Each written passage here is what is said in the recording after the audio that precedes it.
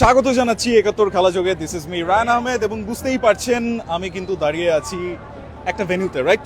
এবং আপনার মনে প্রশ্ন আসতেই পারে যে আসলে কোথায় দাঁড়িয়ে আছি। আমি একটু প্রশ্নের উত্তরটা দিয়ে দিব, তার আগে একটু বলে দেই যে আমি কিন্তু বর্তমানে দাঁড়িয়ে আছি বসুন্ধরার কিংস অ্যারেনাতে।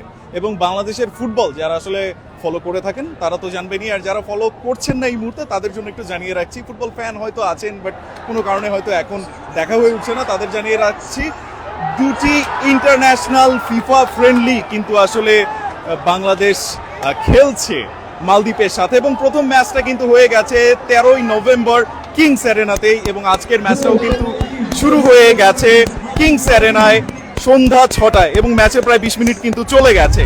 এবং এখন পর্যন্ত স্কোর লাইন যা বলছে যে বুঝতেই পারছেন আবারও আসলে এগিয়ে গেছে মালদ্বীপ দল। এবং প্রথম ম্যাচে কিন্তু আসলে তাই ঘটেছিল যে প্রথম ম্যাচেও বাংলাদেশ আসলে হেরে গিয়েছিল 1-0 গোলে, এবং আজকেও কিন্তু আসলে ম্যাচের 23 মিনিট অতিবাহিত না হতেই কিন্তু আসলে মালদ্বীপ 1-0 গোলে এগিয়ে গেছে। একটু কনটেক্সটটা দিয়ে রাখি যে বাংলাদেশের ফিফা র্যাঙ্কিং কিন্তু আসলে 185 এবং মালদ্বীপের ফিফা র্যাঙ্কিং কিন্তু 163, অর্থাৎ 22 ধাপ আমাদের থেকে এগিয়ে। সেই ক্ষেত্রে আসলে আমাদের থেকে এগিয়ে থাকা একটা দল হয়তো আমাদের বিপক্ষে জেতারই কথা, কিন্তু তারপরেও কিন্তু আসলে প্রথম ম্যাচটা হেরে যাওয়ার পরে সোশ্যাল মিডিয়া থেকে শুরু করে সব জায়গায় কিন্তু প্রচুর সমালোচনা সহ্য করতে হচ্ছিল ফুটবলার সহ সংশ্লিষ্ট সবাইকে। এখন আপনি ভাবতে পারেন যে কেন একটা ম্যাচ তো আমরা হারতেই পারি, কিন্তু তার আগে একটু কনটেক্সট আপনাকে দিয়ে রাখি যে এর আগে কিন্তু আসলে শেষ 5 ম্যাচে মালদ্বীপের সাথে আমরা 3টি জয় পেয়েছিলাম, 1টি ড্র ছিল, আর একটা ম্যাচ আমরা মাত্র হেরেছিলাম।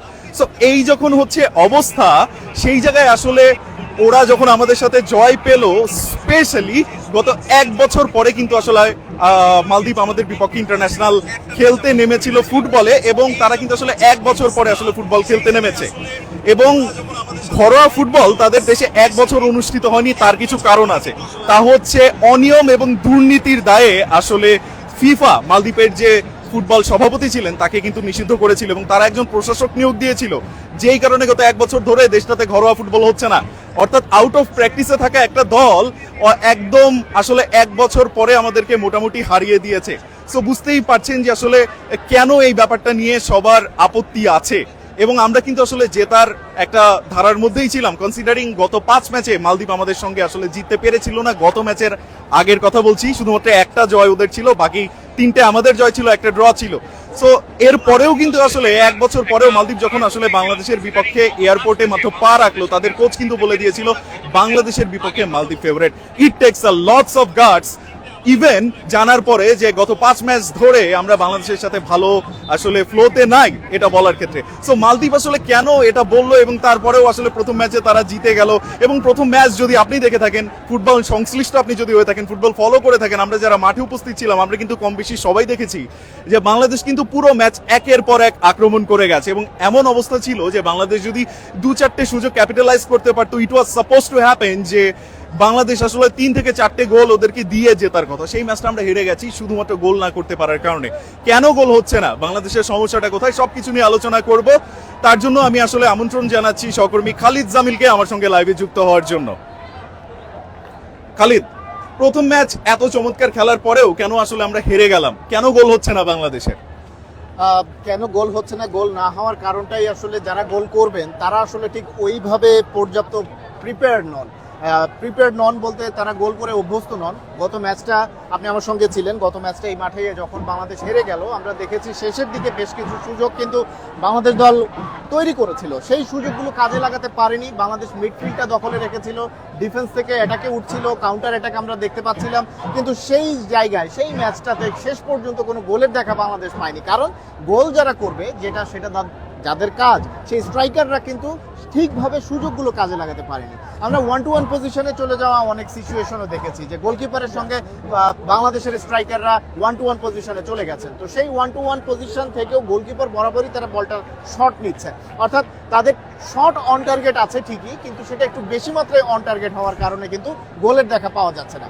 সো এই বিষয়টা নিয়ে আমরা কয়েকজন সাবেক ফুটবলারের সঙ্গেও কথা বলেছিলাম, আপনিও বেশ কিছু কাজ করেছেন, যে বাংলাদেশ দলের যে স্ট্রাইকাররা তারা সারা বছরে যে জায়গাগুলোতে খেলেন, মূলত এই ফুটবলারদের গড়ে ওঠা বেড়ে ওঠার যে জায়গাটা, সেটা কিন্তু লিগ, শুধুমাত্র বাংলাদেশের ক্ষেত্রেই নয়, ঘরোয়া যে লিগ রয়েছে, আপনার ইংলিশ ফুটবলাররা কোথায় বেড়ে ওঠে? ইংলিশ প্রিমিয়ার লিগে, অবশ্যই। তার নিচের লিগগুলোতে, দ্বিতীয় তৃতীয় চতুর্থ ডিভিশন যেগুলো রয়েছে সেখানে, স্প্যানিশ লিগে আমরা দেখেছি, লা লিগায় যে ফুটবলাররা খেলেন সেখান থেকেই আমরা দেখি যে পরবর্তীতে স্পেন তাদের যে জাতীয় দলটা রয়েছে, তাদের বিশ্বকাপ জয়ী দল রয়েছে, সেই লা মেসিয়া থেকে বার্সেলোনা থেকে তারা লিগ খেলে তারপরে কিন্তু এই পর্যন্ত বেড়ে ওঠে। সেখান থেকে খেলা শিখে সেটা যদি আমরা এক্সিকিউট করতে না পারি কোনো জায়গায়, অর্থাৎ ফুটবলাররা খেলা শিখছে, স্ট্রাইকাররা বল দখল নেওয়া শিখছে, গোল করার শট নেওয়া শিখছে, কিন্তু সেটা যখন এক্সিকিউট করার চর্চাটা, সেই চর্চাটা কিন্তু আমাদের ঘরোয়া ফুটবলে একদমই নেই। আপনি দেখেন গত 10 বছরে কিংবা তারও আগে থেকে বাংলাদেশের স্ট্রাইকাররা যারা কিনা লিগে খেলে থাকেন, তারা কি টপ পজিশনে আসতে পারেন গোলের হিসেবে? না। তারা কিন্তু পারেন না। অ্যাসিস্টের হিসেব আপনি করতে পারেন, বল পজিশনের হিসেবটা আপনি করতে পারেন, কিন্তু যখন আপনি স্ট্রাইকার হিসেবে হিসেবটা করবেন যে স্ট্রাইকাররা আসলে কতটা গোল করতে পেরেছেন, একজন কাজী সালাউদ্দিন কিংবা একজন আব্দুল সালাম মুর্শিদি একটা সিজনে যে পরিমাণ গোল করেছেন, সেই পরিমাণ গোল কিন্তু আমরা দেখতে পাচ্ছি যে আমাদের এই ফুটবলাররা পান না। অর্থাৎ সেই সময়ের ফুটবলারদের চেয়েও কি এই সময়ের স্ট্রাইকাররা দুর্বল? তা কিন্তু নয়। বাংলাদেশি তো বাংলাদেশের জায়গায় রয়েছে, সেই বাংলাদেশি মানুষগুলোই কিন্তু এখানে খেলছে। অবশ্যই। কিন্তু বাংলাদেশের জার্সিতে স্ট্রাইকাররা গোল পাচ্ছে না, কারণ গোল করার অভ্যাস তাদের নেই। তারা লিগেও খেলতে পারেন না, তারা লিগের বাইরে এসে সেই কারণে ইন্টারন্যাশনাল ম্যাচেও খেলতে পারেন না। এবং আপনাকে একটা গুরুত্বপূর্ণ তথ্য এই পর্যায়ে দিয়ে রাখি, সেটা হচ্ছে বাংলাদেশের যারা ফুটবলাররা রয়েছেন, সেই ফুটবলাররা কিন্তু যে কাজটা করেন মূলত, এর আগে আমরা দেখেছি যে অনেক বড় ক্লাবের ক্ষেত্রে বিদেশি স্ট্রাইকারদেরকে তারা মূলত টপ 3টা পজিশনে, অর্থাৎ স্ট্রাইক এন্ডের পজিশনগুলোতে খেলান, এবং সেই স্ট্রাইক এন্ডের পজিশনে তারা খেলতে খেলতে সিজন শেষ হয়ে যায়। এবং সেক্ষেত্রে তারা কি, যারা বাংলাদেশের ভালো মানের স্ট্রাইকার হিসেবে বিবেচিত হন, তারা কি কোনোভাবে সুযোগ পান না? কোনো ক্লাবে পান, তাদেরকে মোটা টাকা দিয়ে কেনাও হয়। বড় বড় ক্লাবগুলো কোটি টাকা, 1.5 কোটি টাকার উপরে অনেকেই দাম থাকে পুরো একটা সিজনের জন্য। কিন্তু সেই ফুটবলাররা করেনটা কি? সেখানে তো একজন স্ট্রাইকার, বিদেশি স্ট্রাইকারকে তারা মূল গেমের সবগুলো খেলার জন্য রেডি করেন, কারণ তারা এখানে ইনভেস্ট করছেন, এবং সেই ইনভেস্টমেন্ট থেকে তারা কিন্তু যে কাজটা মূলত করে থাকেন যে জিততে চান, এই জয়ের ক্ষুধা থেকে তারা কিন্তু টপ যারা ভালো স্ট্রাইকার তারা সারা বিশ্বে ঘুরে তাদের যে সামর্থ্য রয়েছে, সেই সামর্থ্য অনুযায়ী তারা ভালো রবিনিওর মতন একজন ফুটবলারকে তারা কিনে নিয়ে আসবেন খুব স্বাভাবিক, অবশ্যই। এবং তাকেই প্রতি ম্যাচে খেলাবেন। রবিনিওর জায়গায় রবিনিও যদি ইনজুরিতে না পড়েন পুরো সিজনে, তার জায়গায় অন্য কেউ খেলতে পারবেন না। যে কারণে যেটা হয়, বাংলাদেশের এই স্ট্রাইকাররা কিন্তু পুরো সিজন ব্যাপী তারা কিন্তু ওই বড় ক্লাবগুলোর বেঞ্চে বসেই কাটিয়ে দেন। হয়তোবা শেষের দিকে কোনো একটা ইনজুরি ঘটলো, কিংবা একদম এন্ড মোমেন্টে 10 মিনিটের জন্য তিনি একটা ম্যাচ টাইম পেলেন, সেই ম্যাচ টাইম থেকে কিন্তু শেষ পর্যন্ত বাংলাদেশ দলের স্ট্রাইকাররা ওই 10 মিনিট, দেখা গেল পুরো সিজনে তাদের কিন্তু ওই সব মিলিয়ে 70-80 মিনিটও হয় না অনেক সময়। যে কারণে বড় ক্লাবগুলো তারা স্বেচ্ছায় ছেড়ে দিয়ে, তারা এই 1.5 কোটি 2 কোটি টাকার আশ্বাস ছেড়ে দিয়ে সেই জায়গা থেকে তারা ছোট একটা ক্লাবে অনেক কম বেতনে, অনেক কম ক্যাটাগরিতে তারা অন্তর্ভুক্ত হন, যাতে অ্যাটলিস্ট ম্যাচটা তারা পান। এবং সেখানেও কিন্তু এখন যেটা হচ্ছে, ধরেন একজন রহমতগঞ্জের মতো ক্লাব, কিংবা একেবারেই টেবিলের নিচের সারিতে যে ক্লাব, তারাও কিন্তু 2-1 আফ্রিকান ফুটবলারের পেছনে ইনভেস্ট করে ফেলেন এখন, যেভাবে আসলে বাজারে টাকা রয়েছে এই মুহূর্তে ফুটবল মার্কেটে। তো সেই জায়গায় ছোট ক্লাবে গিয়ে অনেক সময় দেখা যায় যে ফুল 90 মিনিট খেলারও অনেক সময় সুযোগ হয় না। একজন পিওর নাম্বার 9 এর কাজটা আসলে কি? তিনি কি পুরো মাঠটা দৌড়ে বেড়াবেন? অবশ্যই না, কখনোই না। তিনি সুযোগের অপেক্ষা করবেন, তাকে মিডফিল্ড বলটা তৈরি করে দিলে সেই সুযোগ কাজে লাগিয়ে তিনি প্রতিপক্ষের ডিফেন্সে ঢুকে গিয়ে গোল আদায় করে নিয়ে আসবেন। তার কাজ স্কোর করা, এবং এটা নিয়ে অনেক সময় অনেক ট্রলও হয়। আমরা আর্জেন্টিনার নাম্বার 9কে আমরা দেখেছি, আমরা ব্রাজিলের নাম্বার 9কেও দেখেছি, অনেক সময় ট্রল হয় যে তার কাজই শুধুমাত্র সুযোগ বের করা। পর্তুগালের নাম্বার 7 ক্রিস্টিয়ানো রোনালদোকে নিয়েও এই আলোচনা হয় যে সুযোগ সন্ধানী রোনালদো, শুধুমাত্র অন্যরা বল বানিয়ে দেয়, তিনি গোল করেন। এটাও তো একটা দলের ভাইটাল রোল প্লে করা, এবং সেই গোল করার কাজটা এরকম একজন ক্রিস্টিয়ানো রোনালদোর মতন প্লেয়ার থেকে তো আসলে আমরা অনেক দূরে, কিন্তু সেই রোলটা যে প্লে করার যে বিষয়টা রয়েছে, সেই রোল প্লে করাটা কিন্তু শেষ পর্যন্ত হয় না, এবং সেই রোল প্লে করানো না আমাদের হাভিয়ার কাবরেরা। তার কারণটাও আসলে স্পষ্ট, যে একজন নাম্বার 9 ওই লেভেলের না থাকার কারণে ওই লেভেলের একজন ওইভাবে ফরমেশনটাও সাজানো হয় না, যে তাকে একজন প্লেয়ারকে তিনি এক্সট্রা রেখে দেবেন প্রতিপক্ষের ওই সাইডে, ডিবক্সের কাছাকাছি সে ঘুরঘুর করবে এবং সময় মতো সে আসলে গোলটা করে দেবে। এরকম ভাবে আসলে ফরমেশনটাও করা হয় না। এখানে বিল্ড আপ ফুটবল কিংবা কাউন্টার অ্যাটাক ভিত্তিক ফুটবলটা খেলা হয়। কাবরেরাও সেটাই করার চেষ্টা করেন, কিন্তু আলটিমেটলি যখন ফিনিশিংয়ের পজিশনে আসে একজন মিডফিল্ডারকে অনেক সময় উপরে গিয়ে খেলতে হয় এবং সেই স্ট্রাইকারের ভূমিকাটা নিতে হয়, নাম্বার 9-এর ভূমিকাটা নিতে হয়, কিন্তু সেই উইঙ্গারের কাছ থেকে আসা বলটা নিয়মিতই আসছে। আমরা গত ম্যাচের বিভিন্ন সময় দেখেছি সেট পিস থেকে বল আসছে, অনেক সময় অ্যাটাক থেকে বল আসছে, কাউন্টার অ্যাটাক থেকেও বল আসছে, কিন্তু সেই বলটা জালে যাচ্ছে না। এর কারণটাই ওই যে অভ্যাস নেই বলটা নিয়ে প্রতিপক্ষের ডিবক্সে ডিলটা কিভাবে করতে হবে, প্রতিপক্ষ তার নিজের দলের একজনকে পাস দিতে হবে নাকি সেই সুযোগে নিজেই শুটটা করতে হবে, সেই ডিলটা করা ওইটা তো একদম সবচেয়ে প্রেশারের একটা মোমেন্ট যে আমি প্রতিপক্ষের জালে কাছাকাছি রয়েছি, বল নিয়ে ডিবক্সে ঢুকে গিয়েছি, এখন আমাকে গোল আদায় করে নিতে হবে বা আমাদেরকে গোল আদায় করে নিতে হবে।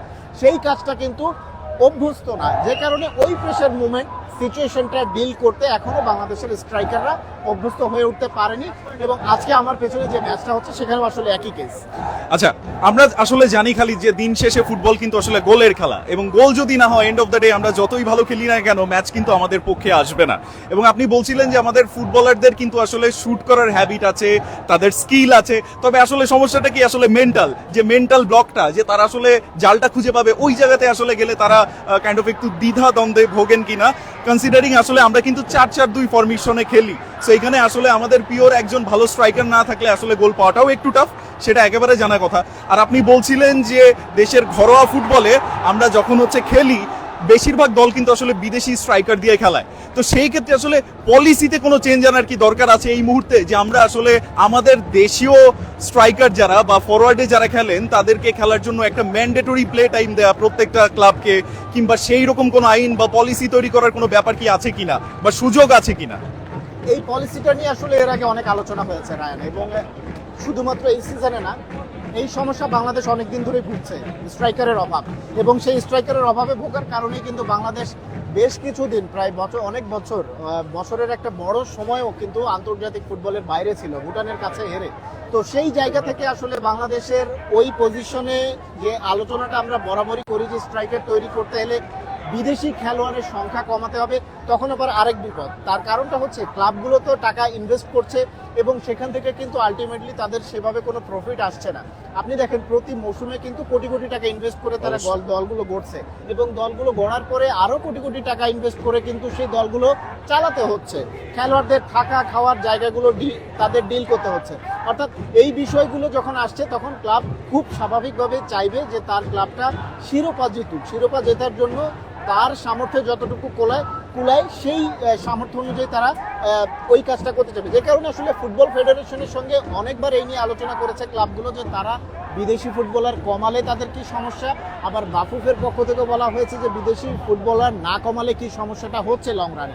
কিন্তু আলটিমেটলি এখানে একটা সমাধান, সাবেক ফুটবলার যে কজনের সঙ্গে আমার কথা হয়েছে তারা একটা কথাই বলছেন যে আসলে যখন বিদেশি ফুটবলারদের বিকল্প বাংলাদেশ তৈরি করতে পারবে তখনই এই সমস্যাটার সমাধান হবে, আদারওয়াইজ এটার সমাধান নেই। এখন একজন রবসন রবিনিওর বিপক্ষে যদি তার লেভেলের কোনো একজন বাংলাদেশি স্ট্রাইকার প্রতিদ্বন্দ্বিতা করেন তখন কিন্তু তাকে নিয়েও ট্রান্সফার মার্কেটে বেশ গুঞ্জন উঠবে এবং তাকে নিয়ে টানাটানি করতে থাকবে ক্লাবগুলো, এবং তাকে আলটিমেটলি ন্যাশনাল টিমেও কিন্তু সেই জায়গাটা দেওয়া হবে। এবং তিনি লিগও খেলতে পারলেন এবং লিগ খেলে খেলে নিজেকে তৈরি করে ইন্টারন্যাশনাল লেভেলে এসে প্রথমে হয়তো বা সাউথ এশিয়ার মতন কোনো একটা দেশে তুলনামূলক ফিফা র্যাঙ্কিংয়ে পিছিয়ে দলের সঙ্গে খেললেন, তারপরে অভ্যস্ত হলেন, তারপর ইন্টারন্যাশনাল লেভেলের একজন স্ট্রাইকার তিনি হয়ে উঠলেন। কিন্তু ওইরকম একজন স্ট্রাইকারকে একেবারে রুট লেভেল থেকে, অর্থাৎ 4-5 বছরের বয়সের বাচ্চা থেকে যেভাবে আমরা লাম এশিয়া কিংবা অন্যান্য ইউরোপিয়ান কান্ট্রিগুলোর একাডেমিগুলোতে দেখি, সেই রকম একটা বিষয় যখন তৈরি করা যাবে, অর্থাৎ ওই লেভেলের একজন স্ট্রাইকার তৈরি করা যাবে, অ্যাটলিস্ট সে বাংলাদেশে যে বিদেশি খেলোয়াড়গুলো খেলে তাদের সঙ্গে কম্পিট করতে পারবে, বা এরকম একাধিক প্লেয়ার যখন আসবে তখন আলটিমেটলি অটোমেটিক্যালি এটা আসলে অর্থনীতির যে পুঁজিবাদী সূত্র আমরা পড়ে থাকি বিভিন্ন প্রাথমিক ক্লাসেও, যে মার্কেটে যখন যোগান অনেক বেশি হয়ে যাবে তখন আলটিমেটলি ফুটবলারদের যে অতিমাত্রায় খরচ ফুটবলারদের পেছনে ক্লাবগুলোর করতে হয় সেটাও কমে আসবে। আবার এত টাকা খরচ করে বিদেশি প্লেয়ারও কিনে আনতে হবে না তাদেরকে, তারা তখন স্বেচ্ছায় সেই জায়গায় দেশি প্লেয়ার খেলাবে, অর্থাৎ প্লেয়ার তৈরির আসলে কোনো বিকল্প নেই। আচ্ছা, আমরা আসলে মালদ্বীপের কোচের কথা নিয়ে আমি কথা বলছিলাম লাইভের শুরুতে, যে বাংলাদেশে আসলে নামার পরে প্রথমেই বলেছিলেন যে বাংলাদেশের বিপক্ষে মালদ্বীপ হচ্ছে ফেভারিট। আমি একটা ব্যাপার আসলে খালি একটা জায়গায় পাজল, যে যাদের ফুটবল এক এক বছর ধরে যারা হচ্ছে ঘরোয়া খেলতে পারছেন না এবং এক বছর পরে খেলতে নামছিলেন, জানেন যে খেলোয়াড়রা হয়তো এখনো ইন্টারন্যাশনাল কোনো ম্যাচ খেলেননি এক বছরে, কিছুটা আউট অফ টাচ তো হওয়ার কথা, কিন্তু আসলে তার উপর আবার তারা কিন্তু পরিসংখ্যানেও পিছিয়ে ছিলেন গত 5 ম্যাচের হিসাব যদি আমরা করি। সেক্ষেত্রে আসলে তারা কোন হিসেবে এভাবে বলে ফেলেন যে আমরা ফেভারিট? এটা কি মেন্টাল গেম ছিল, নাকি তাদের ফুটবল কালচারটা এই জায়গায় যে তারা আসলে সেই জায়গা থেকে বিশ্বাসটা রাখতে পারেন? না, মালদ্বীপের ক্ষেত্রে আসলে বাংলাদেশ ফেভারিট ছিল এটা যদি বলা হয় তাহলে সেটা বড় কোনো অপরাধ হবে না আমি মনে করি। তার কারণ আপনি শুরুতেই যেটা বলছিলেন, মালদ্বীপ আসলে খুব একটা ছন্দে নেই, ছন্ন ছাড়া অবস্থা, এবং সেই জায়গায় তাদের প্রস্তুতিটা এরকম তারা নিতে পারেনি। তো সেই প্রস্তুতিটার অভাবের কারণে বাংলাদেশ দলের এই জায়গা থেকে সাদুদ্দিনকে আমার মনে হয় এই মুহূর্তে চেঞ্জের কারণে ডাকা হলো। অর্থাৎ কাবরেরা অ্যাটাকে আরেকটু শক্তি বাড়াচ্ছেন, এবং সাদুদ্দিন এমন একজন প্লেয়ার যিনি একটা গোল করেই কিন্তু তারকা হয়ে গিয়েছিলেন। সেই একটা গোলের পরে সেই সাদুদ্দিনকে আমরা আর দেখতে পাইনি। এখন এখানে একটা মজার ব্যাপার রয়েছে, সাদুদ্দিন যে গোলটা করেছিলেন কিংবা আমরা মালদ্বীপের বিপক্ষে যে সুযোগগুলো দেখেছিলাম, এই গোলগুলো আসলে কিভাবে হয়? বাংলাদেশের স্ট্রাইকার কি গোল করেন? তারা কিন্তু কেউ গোল করেন না, গোল কিন্তু হয়ে যায়। আমরা দেখি হয় সেট পিস থেকে হেডারে গোল হলো, অথবা তারা কোনো একভাবে জটলার ভেতরে পা লাগিয়ে গোলটা করে ফেললেন। ডি বক্সের ভিতরে অ্যাটাক থেকে শুট করে গোলকিপারকে বোকা বানিয়ে গোল, এটা বাংলাদেশের ফুটবলে স্পেশালি ন্যাশনাল টিমের ক্ষেত্রে এটা একদমই দেখা যায় না। আপনি যদি লিগে যান, সেই লিগেও কিন্তু সেই বিষয়টা সামনে আসবে। অর্থাৎ বাংলাদেশি স্ট্রাইকারদের এরকম আপনি দেখবেন না, কোনো একজন বিদেশি, কোনো একজন আফ্রিকান, কোনো একজন ফুটবলার হয়তো এরকম একটা গোল করবেন। আমরা দিয়াবাতের কথা বলতে পারি, মোহামেডানের। তিনি একটা ফেডারেশনের কাপের ফাইনালে হ্যাট্রিক করে ফেললেন, বাইসাইকেল কিকের মতন খেলা তিনি দেখালেন। এই খেলাগুলো আসলে তাদের পক্ষে সম্ভব। বাংলাদেশের কোনো স্ট্রাইকাররা এখন পর্যন্ত আমাদের চোখে, অ্যাটলিস্ট এই জেনারেশনের চোখে এই বিষয়গুলো পড়েনি, যে স্ট্রাইকাররা ওইভাবে বিল্ড আপ ফুটবল খেলে প্রতিপক্ষের জালে ঢুকে। খুবই রেয়ার ঘটনা এই ধরনের বিষয়গুলো। সো গোল হয়ে যাওয়ার যে বিষয়টা, আপনি যে কথা বলছিলেন যে বাংলাদেশ কেন ফেভারিট, বাংলাদেশ ফেভারিট এই কারণে ছিল যে এই দলটার অনেক অভিজ্ঞ একটা ডিফেন্স লাইন আছে, সেখানে তরুণ এবং অভিজ্ঞতার মিশেল রয়েছে। মিডফিল্ডটা কিন্তু বাংলাদেশ দখলে রাখতে পারবে, সেই আত্মবিশ্বাসটা তাদের ছিল। বল পজিশনের কথা বলি কিংবা মিডফিল্ডের কথা বলি, তারা কিন্তু সেই জায়গাটা ধরে রাখতে পেরেছিল। কিন্তু শেষ পর্যন্ত যেটা হলো যে বাংলাদেশ গোলটাই করতে পারলো না, এবং ডিফেন্স লাইনে তারিক কাজীর অভাবটা অনেক বেশি গুরুত্বপূর্ণ হয়ে উঠেছে। তারিক কাজী থাকলে হয়তোবা যেটা হতো, তিনি হয়তো গোল করতেন না, তিনি যেটা করতেন যে গোলটা বাংলাদেশ হজম করলো সেটা করতেন না। আজকে যে গোলটা বাংলাদেশ হজম করলো সেটা হলো। এবং দুর্দান্ত আরেকটি আক্রমণ কিন্তু আমরা দেখতে পেলাম খালিদ, যদিও আসলে ঠেকিয়ে দিয়েছেন মালদ্বীপের গোলকিপার। আপনি বলছিলেন যে তারিক কাজী না থাকাটা আমাদেরকে ভোগাচ্ছে, বিশ্বনাথ ঘোষও কিন্তু নেই ইনজুরির কারণে। সেক্ষেত্রে আসলে বাংলাদেশ যে শুরুতেই প্রথমার্ধে ফার্স্ট হাফে গত ম্যাচেও আসলে গোল হজম করলো, আজকেও করলো, এই জায়গাটার আসলে বারবার যে সুযোগ এক্সপ্লয়েট করে যাচ্ছে মালদ্বীপ, সেক্ষেত্রে আসলে কাবরেরা করছেনটা কি, যে একই সুযোগ আসলে বারবার একইভাবে ওরা প্রথম হাফে একটা লিড নিয়ে ফেলছে। এক্ষেত্রে আসলে কাবরেরা আসলে ট্যাকটিক্যাল কোনো আসলে লুপ হোলস আছে কিনা? দেখেন, যারা আসলে নেই বলছি আমরা, তারা কিন্তু অভিজ্ঞ ডিফেন্ডার। তাদের জায়গাটা অন্য যারা ফিল আপ করছেন তারা সেভাবে ফিল আপ করতে পারেননি, যে কারণে কিন্তু গোলগুলো হয়ে যাচ্ছে। আমরা এই জায়গাগুলো ডিফেন্স লাইন কি করবে, তারা গোল হজম করা থেকে বড়জোর তাদের বাংলাদেশ দলকে বাঁচাতে পারবে, কিন্তু পরবর্তীতে স্ট্রাইকাররা যদি সেটা ডিফেন্ডাররা যদি কোনোভাবে ফেল করেন, তখন বাংলাদেশকে হারতে হবে। যে কথাটা বলছিলাম যে বাংলাদেশের ডিফেন্ডাররা যদি আটকে দিতে পারেন, কটা গোল তারা আটকাবে? তারা যদি 10টা গোলের চান্স ক্রিয়েট হয়, সেই 10টা গোলের মধ্যে কিন্তু একটা গোল হয়েই যেতে পারে, সেটাকে আপনি ডিফেন্স লাইনের দোষ বলতে পারবেন না। কিন্তু সেই একটা গোলের ক্রাইসিস ম্যানেজটা স্ট্রাইকারদের করতে হবে, এবং সেই সিচুয়েশনটা সামাল দেওয়াটাও কিন্তু স্ট্রাইকারদের কাজ, যে আসলে ব্যর্থ হয়েছে।